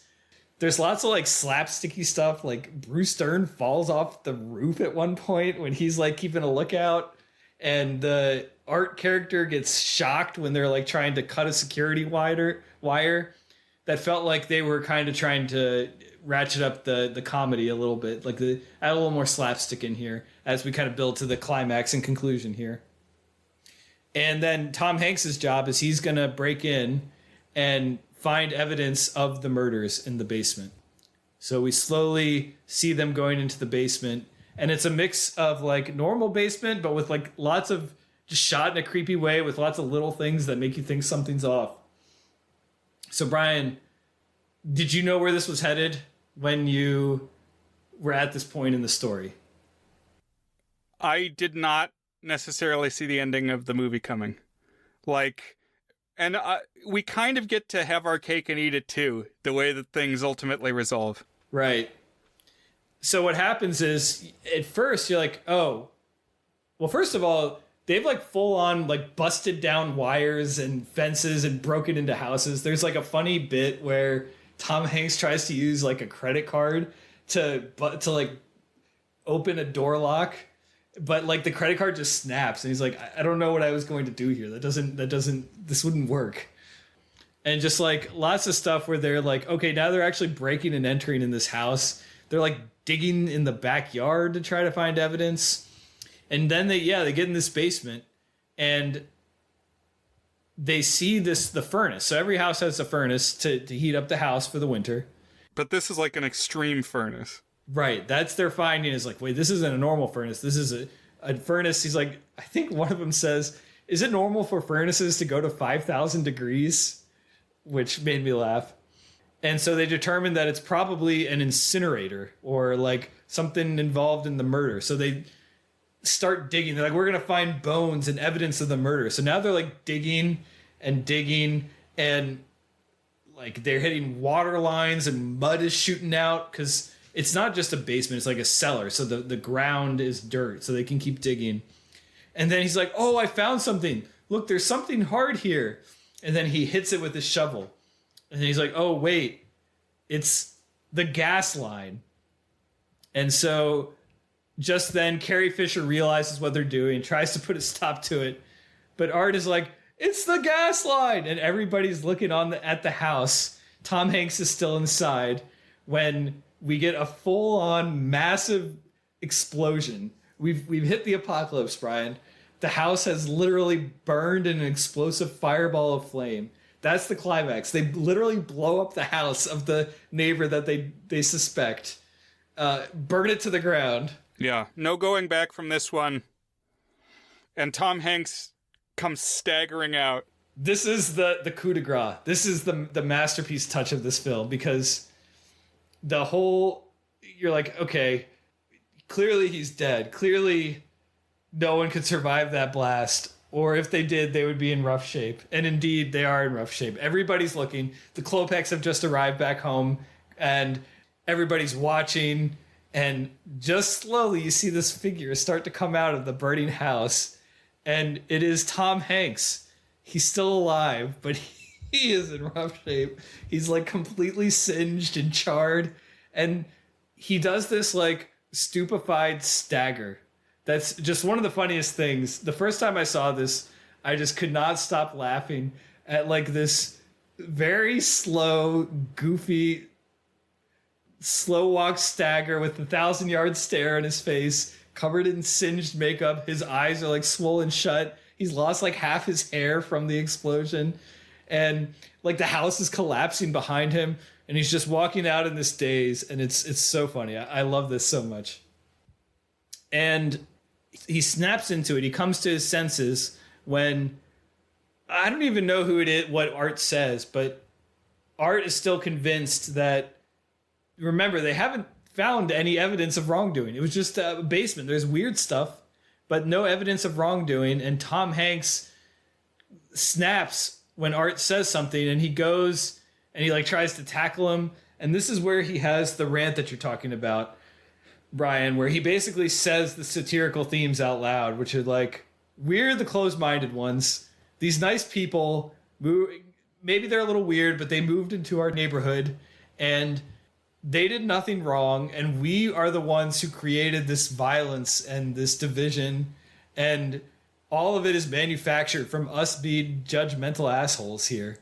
Yeah, that the real scary thing in suburbia is this closed-offedness, this xenophobia, that you're ready to kill anything that disrupts. Yeah, this paranoia of anything that's different from you, anything that doesn't fit into your exact mold of what a normal person should be.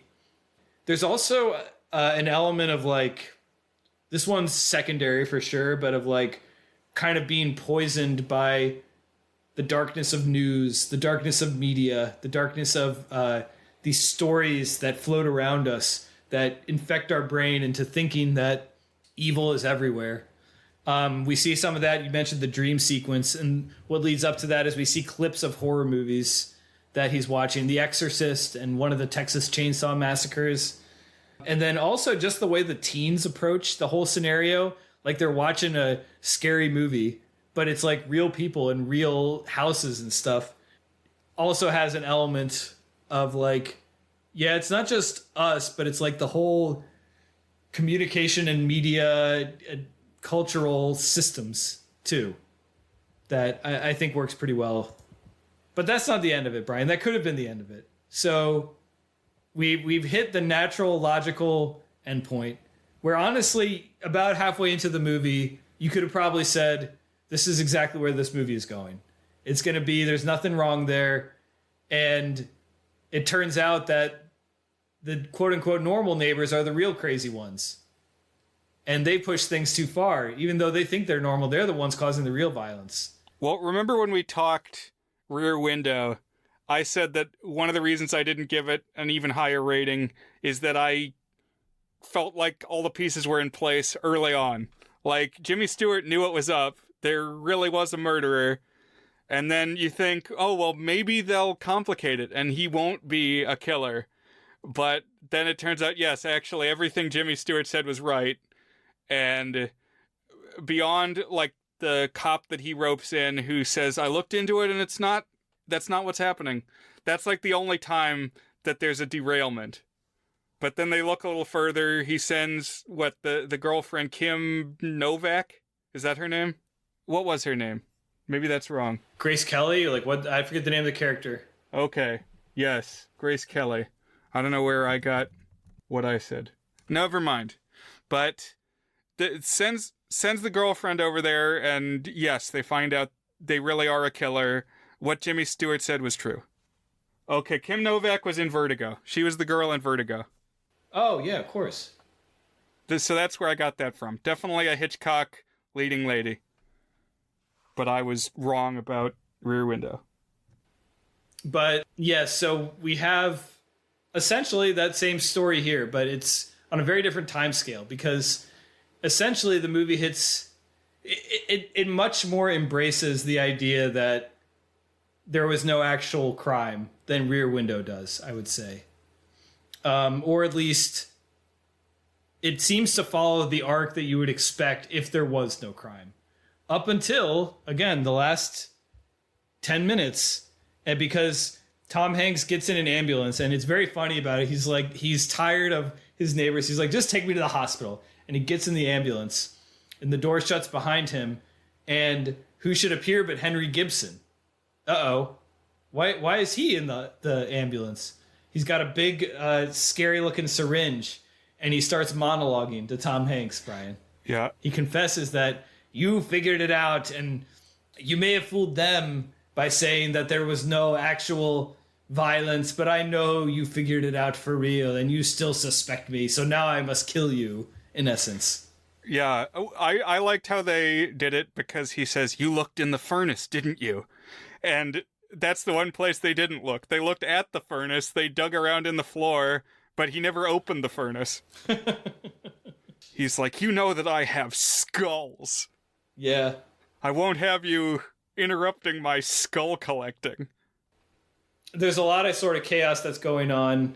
The teens had ordered pizza as they were watching this, so now the pizza driver's coming, and just as the ambulance is swerving around, and then there's a car wreck with the pizza delivery, and pizzas go flying everywhere, and then the ambulance crashes into, I think it's Art's house. It would have been appropriate if it was Ray's house, but for some reason I ended up thinking it was Art's house, that the ambulance crashes into the front door, which I think is just a very powerful symbol, like all this violence and chaos just literally crashing through the front door of one of the houses. Yeah, I want to express appreciation for after Tom Hanks makes his rant about we're the bad guys, there's nothing even going on here. There's like an unbroken shot where he walks up to the paramedics, grabs like a folding gurney away from them, shakes it out, climbs onto it, and like launches himself into the back of the ambulance. And it's all one unbroken take. It's very good.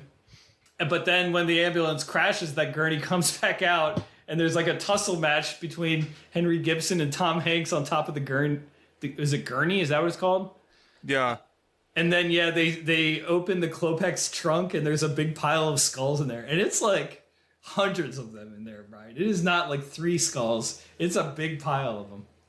And there's a chase scene. Bruce Stern chases down Pinocchio, the redheaded Klopek.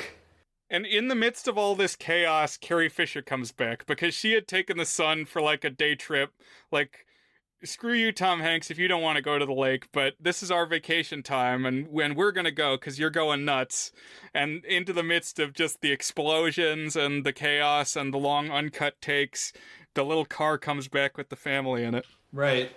And then Tom Hanks and Carrie Fisher kind of walk off into the distance like, well, let's just get out of this place. Let's get out of this neighborhood. Let's go somewhere away from here. I think they might even say, let's go back to the lake or something like that. But the idea is like, yeah, this is kind of toxic. And then the movie ends with Tom Hanks saying, all right, look after this neighborhood to Corey Feldman. And he turns and he looks at the camera. And does he say anything? I can't remember. I feel like he says something. I don't remember other than like, I will. He's taking on the mantle. This was funny to me, just that Tom Hanks is like the leader, the king, and he's passing the torch. It was silly. Like, what authority does he actually hold? Yeah, but I liked it though, because it's like also got this element of like generational shift to it too. You know, it's like we're passing this on to the next people. We'll be gone. And I think what he says is, I love this place.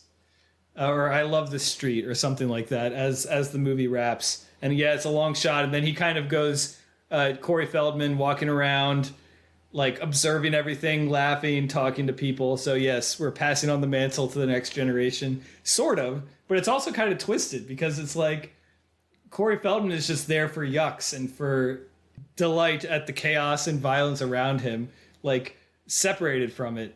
So there is this, it's a little bit like got an element of like sweetness of like we're all together, but it's so undercut by just layers of irony and stuff going on. You can't quite put your finger on it. So Brian, this finale where the Klopeks end up being bad guys is widely disliked. I don't know if you read any reviews on Letterboxd, but most people think that this is a really stupid ending because it should have just been the natural arc. And I disagree. I like that everyone's crazy, including the Klopeks. This makes it a much more funnier and like less didactic and more just like crazy movie, you know, anarchic, I guess, movie. Yes, I agree. I don't think it undercuts the point that Tom Hanks made in his big speech. I think it was good that we had that, but I think it's also good that we get this because it's in the name of building. Like, it would have taken the steam out to just have it be, actually, there was nothing. We get the trunk full of skulls. We get all the, like, cars crashing through things. And then, yeah, just like the news coverage at the end. It was almost like that, the Crazy Party movie that we watched. The Project X. That's a good connection. Where it builds beyond what's logical. Mm-hmm, for sure. So I'm glad you like this ending too, because again, pretty much everyone I've encountered says they fumbled it by trying to have one extra twist in there. So one thing that I learned from the commentary from the writer is this is actually different from what he originally wrote in the script that he sold. So what was going to happen in the ending, it was going to be revealed that the Klopeks were evil. That was always in the plans.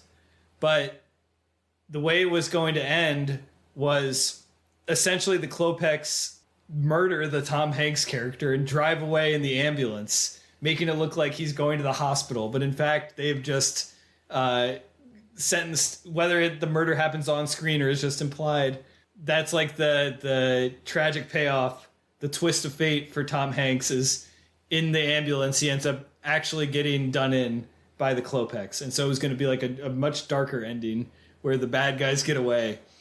But when they cast Tom Hanks, the studio was like, we want Tom Hanks to walk into the distance at the end of this movie. So rewrite it so that happens. And so they said, okay. But I think the writer said he ended up liking the direction that they went with it. He thinks the original ending could have worked, but he didn't really dislike this ending. But he might also just be saying that. Maybe he liked the original one more. I don't know. I think that could have worked too, but I do like the way that this ended up. I feel like this ended up working pretty well.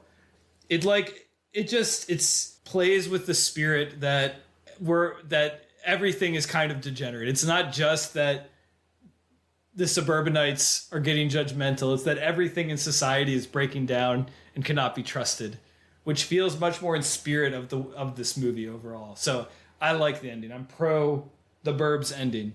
I think it's good. I think it's better with the ending than if it had landed on the obvious satire finale with the didactic bow on it from Tom Hanks's monologue being the last word. I think we're on the same page on this, which I wasn't sure how you would feel about it. No, I like the energy of this movie. I'm interested to hear the ultimate ratings, but it was a good time. Yeah. One or two more thoughts.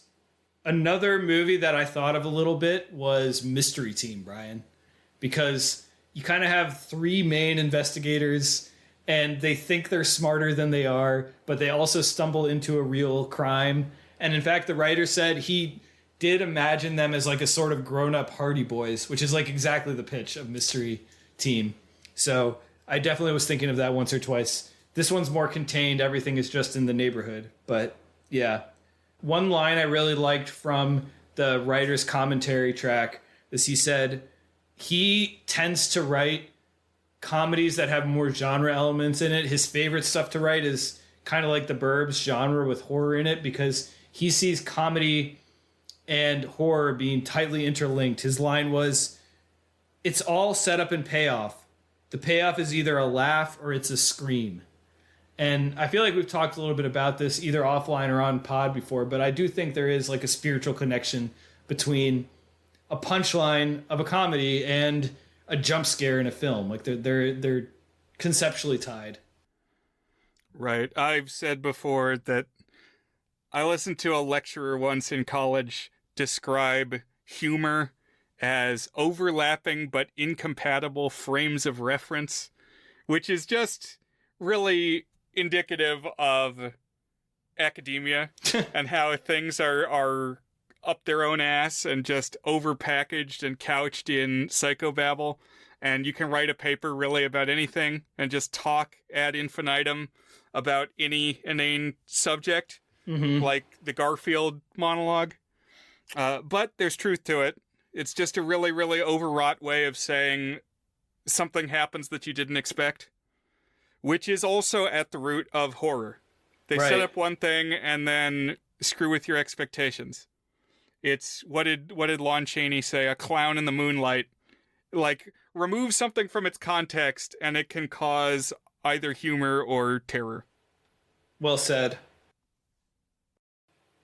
I didn't shout out what might be the funniest sight gag in the movie. I referred to it, but I didn't actually say what it was. Is when they're in the Klopek's house, when they kind of storm in on their house, be like, "Hey, we're your new neighbors. Nice to get to know you." They serve Tom Hanks a can of sardines. And it's probably 30 seconds, but it feels like 5 minutes of him slowly peeling the sardine out, putting it like on a cracker or a pretzel or something, putting it in his mouth, and you see he's actually eating it, which is so good. He's like chomping on it and looks like he wants to gag, and he reluctantly swallows it. And just the way that it takes its time to get there and just builds and builds is so funny. It's very funny. The sound design was good. And I guess that was when it was clear to me that, okay, he has a leadership role in the community because everybody else turns down the sardines, but they like turn to him with the expectation that somebody has to eat it. So our leader will. Yeah. That is kind of funny. Why is he the leader? It's almost like audience, like he's the one we follow and he's cast as Tom Hanks. So of course he's the neighborhood leader. And it reminded me also of Cloudy with a Chance of Meatballs, where everyone realizes sardines are super gross. Good call. Good connection. I actually like sardines. I don't know if I'd eat them on top of a pretzel like is served here, but what are your... Well, you don't eat meat at all, so it's moot, but I like sardines. I've never been wild about fishy flavor. It wasn't that I wouldn't eat seafood, but it just always felt like it kind of had a little bit of a... The fishiness was like kind of stinky and gross. But I liked, when I was eating meat, I liked seafood in reasonable quantities. But I've always been a open palate person. I like nearly all foods. So yeah, the little stinky fish has kind of always been a a shorthand visual punchline. Like that's what the starving cattle dig out of the dumpster in a cartoon. Yeah. And people have very strongly opinionated on like anchovies on pizza. Like I feel like the comic shorthand has killed anchovies on pizza. Like you'd never even hear about that anymore beyond it being a joke. Right. Like a gross pizza. Who ordered anchovies? Right. It must have been more common back in the day that people would actually get that, and then it just became reviled. Right. I have had anchovies on pizza. I just think they're too salty. Mm-hmm. Like two anchovies would give you the saltiness enough for a pizza. Like if you would chop them up and like spread them around, that would be fine. I like the taste. It's just very intense. And so like you don't need a whole fish per slice of pizza. That's too much. Right. I think I might have had it once or twice before I stopped eating meat, and that was similar. As like I get the appeal of having a little fishiness. It's like having a little bit of sweet with pineapple, or having a little bit of spicy with jalapenos. Because pizza is kind of like a good platform for bringing out other flavors. But yeah, I can definitely see what you're saying. I'm also glad you shouted out cartoons again, because I do want to emphasize this is a cartoony movie. There's lots of slapstick. It's not overwrought slapstick in general. It's maybe one or two gags are, but the whole energy of it is very Looney Tunes. To bring it back to that, very just heightened. And Chuck Jones was apparently Joe Dante's obsession was like the glory days, Looney Tunes, Chuck Jones. You could get a lot of Chuck Jones. Even the colors, it's like kind of bright, like a Wile E. Coyote short sometimes. It's like, and you can hear like almost the skids when they stop running somewhere. And I don't know. It's just got a really fun energy to it. But that's what I got, Brian. The Burbs. Any additional thoughts, or are you ready to rate? It was a good pick. Let's rate. All right. So Is It Good is our signature section where we each give the movie a rating on our 8-point goodness scale, ranging from very not good, which is a 1 out of 8, to our masterpiece rating, toward a good, which is an 8 out of 8. Brian, is The Burbs from 1989 good? So I'm going to give this one a very high 6 out of 8, which we call very good. I do feel good about it. It's got a great energy, and it's pretty unique. Like, I haven't seen many movies that are comparable to this. Of course, it has thematic connections to Rear Window. Also, Dan, I wanted to ask, and maybe now is the time, because there are no other times. Have you ever seen the Twilight Zone episode, The Monsters Are Due on Maple Street? Because, yeah. Yeah, this is a lot of similarity there. I'll wrap up just by saying it's funny. I like all the different characters and how we don't just check in with them periodically. They're kind of there all the time.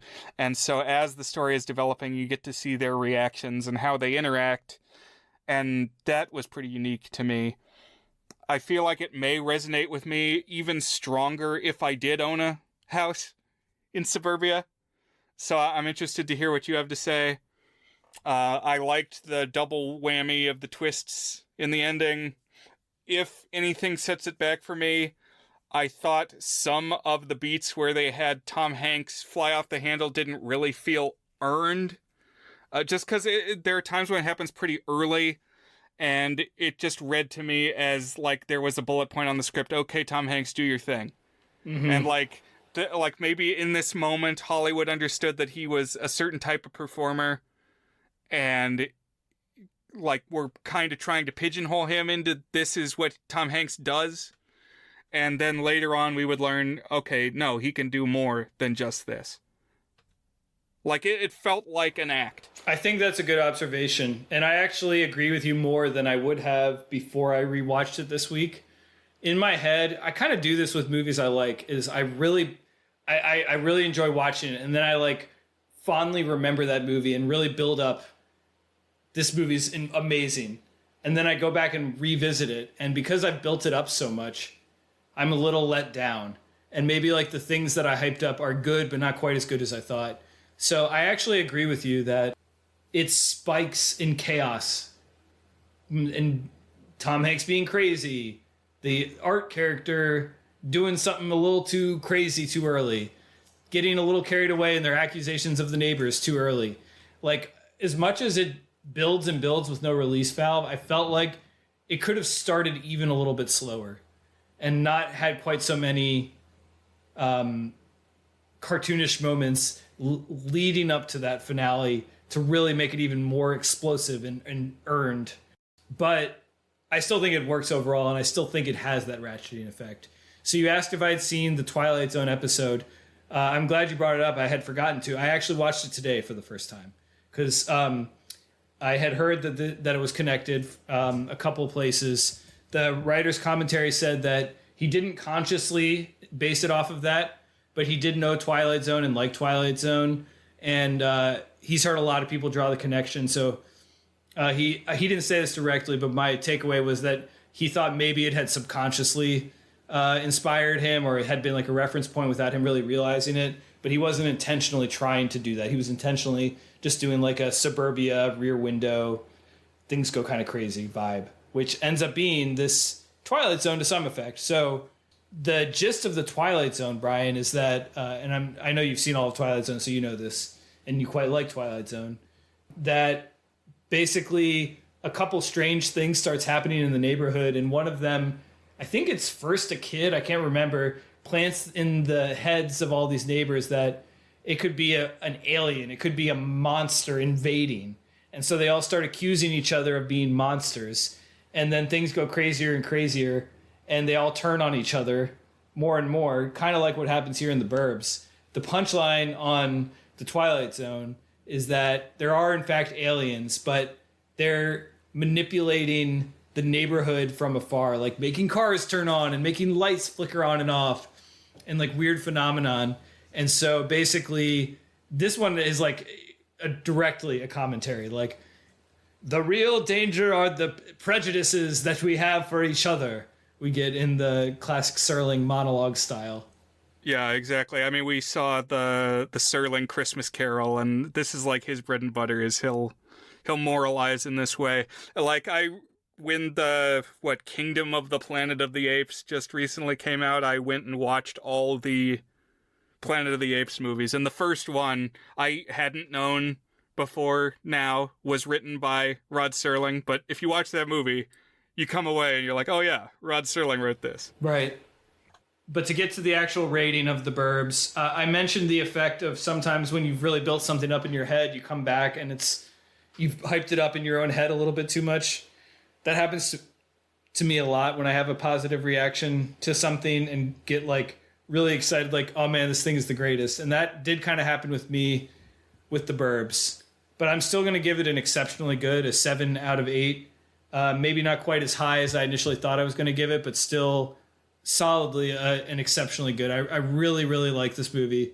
It's very, very funny. It's got its own unique energy. It builds and builds, and the satire really works for me. It's like, it works as just a goofy thing that happens, but it also feels like it's just commentating on the shift in American culture.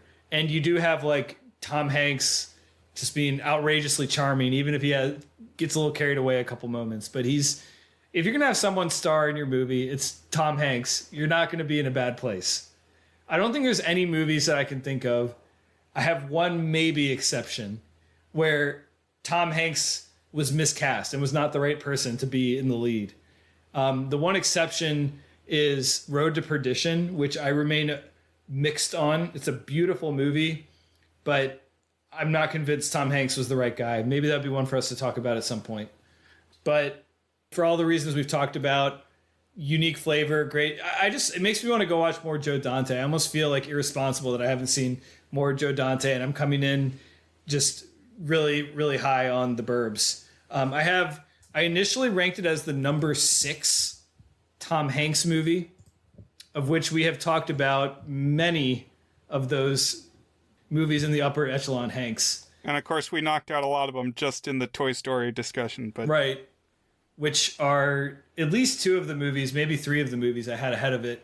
I still have a pretty solid top 11 that are all like mid 7s or higher. Like all, no borderline 7s, like very solid 7s or masterpieces. This gets my lowest ever rating. 6 thumbs up. And so I would still probably have this in that core of upper echelon Tom Hanks movies. Editing in after the fact because I didn't actually get around to completing my thought and listing out the movies. The 5 Tom Hanks movies that I have at a masterpiece rating are That Thing You Do, the 3 first Toy Stories, and Cloud Atlas, which was a little bit of a surprise and a curveball. And then the 6 that I have a solid higher end 7 are this, The Burbs, Catch Me If You Can, Apollo 13, Saving Private Ryan, Castaway, and Joe versus the Volcano. And earlier in the episode, I had said that there were 3 movies that really surprised me during my Hanks binge. And those were Cloud Atlas, The Burbs, and Joe versus the Volcano. So you can hear me talk a little bit more about that back in our Hanksgiving episode. I'm sad this movie doesn't have a better reputation. It got panned when it came out. It got to like 20 or 30% on Rotten Tomatoes. And even the audience score isn't that high, despite it like having a slightly better reputation with history. I think it's an outstanding film. I really like it. The Burbs. I'm glad we got to talk about it and that you liked it too, even if you didn't give it the 7 or the 8, that I was willing to go for the 7 there. But not every movie can be exceptional, Brian. That's right. To me, 6 is in the territory where you're starting to shake people and say, watch this movie. So that's pretty good. Yeah. And I do feel that way about The Burbs. I would go shake someone and say, you got to watch The Burbs. It's great. I love The Burbs. Go watch The Burbs. That's something that I would say. In fact, I just said it and I feel that way. It's good to say the things that you feel. It's one of the most beautiful experiences to say true things. I feel like John Green has a quote about that. Anyways, Brian, thank you for indulging me. All right, well, we've hit all our necessary talking points, I feel, in this episode. We brought up John Green. We brought up Breaking Bad. That Thing You Do. We've done what we came to do. Tom Hanks, of course. We didn't shout out Milo Manheim and the Zombies, though. Oh, damn. Well, maybe next time. What are we going to be watching next week, Brian? Okay, so the Renaissance Festival is in town. It's that time of year, early autumn. And so what I want to watch, Dan, is a 1998 TV movie called Merlin. This was a Hallmark production. It was the year after they did The Odyssey. They made an Arthurian epic. It's about 3 hours long, so you got your watching cut out for you. It aired over 2 nights on network TV. But it is Merlin, starring Sam Neill from Jurassic Park in the title role. Ah. He's Merlin. He is Merlin. Well, I'm looking forward to it, Brian. We'll talk Merlin next week. Thanks for joining me on The Goods, The Burbs. The Burbs, a film podcast. Glad to be here, Dan. It was a good one. I'm excited to talk some King Arthur, and I'm sure that Gavin will have some thoughts to chime in the post-mortem. Not joining us for the recording, but I'm sure he'll have things to say. All right. Talk to you later, Brian. Bye, Dan. Bye, listeners. Join us again.